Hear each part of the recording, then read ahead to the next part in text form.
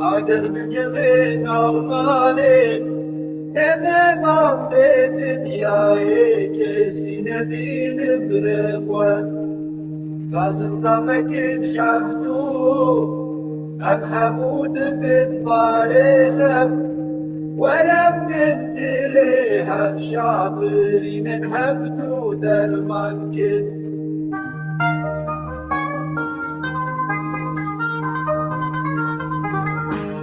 أفلك ببختي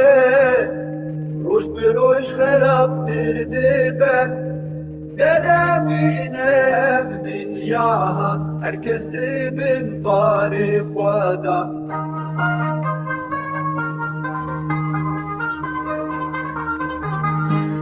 شو ملت بجاره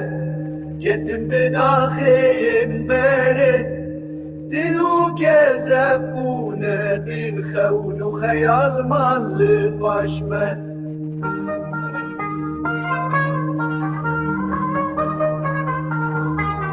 شو الملت بجاره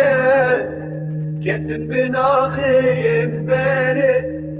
دلو كذبونا بالخون وخيال مال القشمة أخذ بدنيا يا دراوين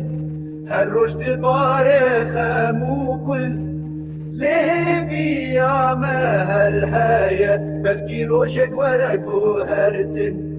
أخلي بدك يا دراوي هالرشد بارخ موكل ليه بيا ما هالهاية بلكي روشك ورق وهرتن أخلي بدك يا دراوي هالرشد بارخ موكل